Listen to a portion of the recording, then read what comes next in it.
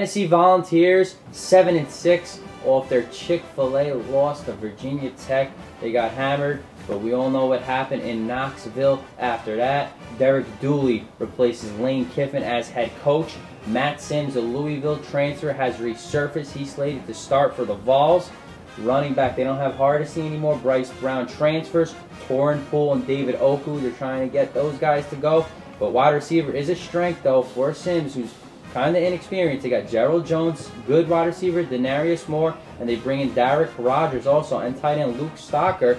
Inexperienced offensive line, no starters, 3 fewest career starts. It's 3 total. Jawan James is a long-arm true freshman who could play right away at right tackle. Yeah, they have a young but talented offensive line. I think that they're going to be proud of their offensive line this year in Knoxville. So it's young, but it's talented. And the loss of Bryce Brown will hurt, but it won't be damaging because Poole and Oku are 2 tremendous tailbacks, so they're going to be fine. They didn't miss a beat last year with Hardesty taking both of the carries. And Matt Sims get to make a splash, get to show up and play outstanding football. You've been to those talented wide receivers. It's all up to Sims to take the next step and cut down on these interceptions.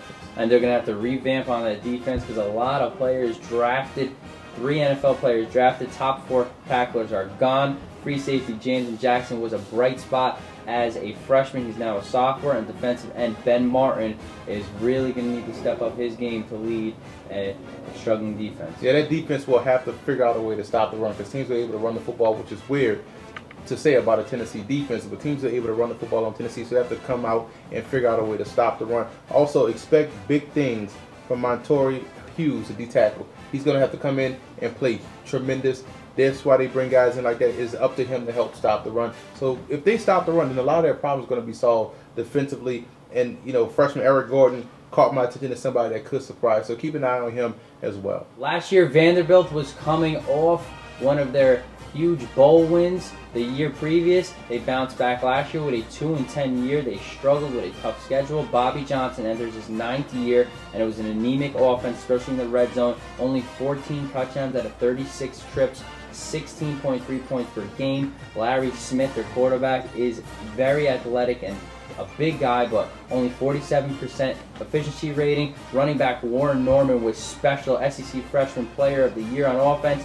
3 return touchdowns, and they want him to play a lot of receiver this year. How are they going to turn around this offense, though? Well, it looks like a heavy dose of Zach Stacy and Warren Norman. Those 2 guys are 2 talented tailbacks, so they're going to get the ball a lot because Larry Smith has to improve. You look at the 112th ranked passing offense does Vanderbilt. That's why teams doesn't respect the run, so they're going to load up and stop the run. But they have to. Larry Smith has to do a better job of backing them off by being a more accurate passer when they're allowed to throw the football. And wide receiver is a huge question mark for the Commodores. Well, bad combination of pass offense with a porous run defense. 198 rush yards per game allowed. Linebacker Chris Marve is their leading tackler. He's back. He's a second-team All-SEC guy. And in the secondary, you got strong safety Trent Richardson and cornerback Casey Hayward. But they really need to cut down at least by 50 to 60 yards per game to really have some success in the SEC East. Well, they look at strong safety Jay Fulham to come in and be a significant playmaker. He had an outstanding spring, so look for him to come in and play tremendously for the Commodores on the back half of that secondary. Also, D-line depth is impressive. They're deep on that defensive line, so they're going to rotate a lot of guys in and out that throughout the game. So they need to be aggressive up front and be fresh to be able to stop the run, because if they can stop the run, Vanderbilt's defense is going to be fast and athletic, and you know they're smart guys, so they're going to make the plays where they need to be. And now let's head over to the West Division, and let's start out with the defending national champions of 2009, the Alabama Crimson Tide. Nick Saban doing a masterful job there. The offense, 31 points per game last year. A run-heavy offense, 600 rush attempts to 346 pass attempts. Greg McElroy, their quarterback, senior, he's a redshirt, has never lost a game. Even before high school, Mark Ingram, the Heisey Trophy winner, is going to team up with freshman All-American Trent Richardson, Julio Jones, a wide receiver, a young but good line, Barrett Jones, and DJ Fluker. Yeah, you take a look at 2 freshmen, DJ Fluker and also Chance Warmack. Those 2 guys are going to start left tackle, right tackle, and left guard, respectively. So that's going to be impressive to see those 2 young guys starting in the SEC. And also, Greg McElroy has earned the trust of Nick Saban, so expect to see more passes downfield.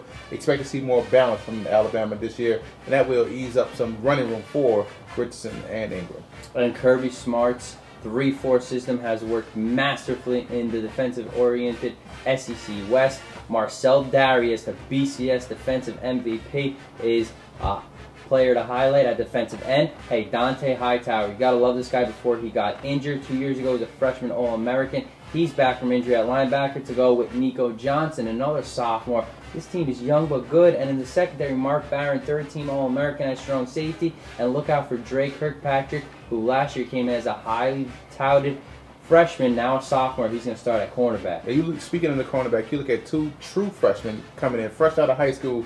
You look at DeMarcus Milner and Jarek Williams are expected to make an impact. If you playing as a true freshman in the secondary for Nick Saban, you have to be really good. So those two guys I'm interested to see. And I also wonder, can they replace Cody up the middle?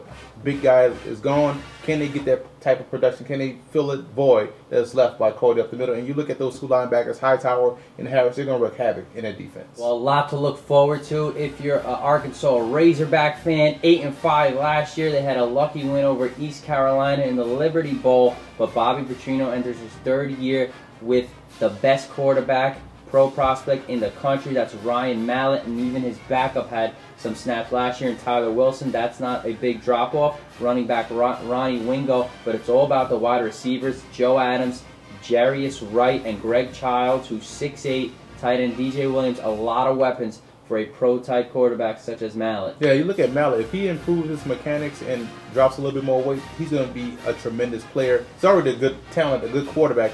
So his improved mechanics is going to be what to watch for this year. And you mentioned those talented wide receivers, but I like the running back situation they have there. A bevy of backs, a lot of carries going to be given out. Broderick Green is a big guy, 6'2", 238 with sprinter speed. So you get a lot of talent at the running back spot for Arkansas to go along with that wide receiving core they have with DJ Williams tight end. And the offensive line is solid and they're big and physical. So expect a lot of talent, a lot of points being scored by Arkansas this year. Well, this defense got slaughtered last year, especially through the air. So they'll rely on Ramon Bradaway, cornerback, and Rudell Krim, the other cornerback. But Jerry Franklin, 2 years in a row at linebacker, their lead tackler is back to go with Jericho Nelson. And on the defensive line, they have Jake Biquette, Zach Stather, their defensive tackle. And at the other defensive end is Tenarius Wright. So if they can just make some stride, their offense is going to put up points, get some stops, Razorbacks, and it looks good for your future. Yeah, I like the defensive line. You mentioned Tenarius Wright, a guy that can bring it off the defensive end. That linebacking core has to be more aggressive against the run. It can't be a bunch of wait-and-see tacklers, so they have to get more aggressive in stopping the run. And the secondary played well in spurts last season, but they still have to step up huge and be aggressive and get a lot of interceptions and get the ball back for that offense. If they can make 1 or 2 stops a game, that's 1 or 2 more victories for Arkansas, and they could be in the SEC championship game.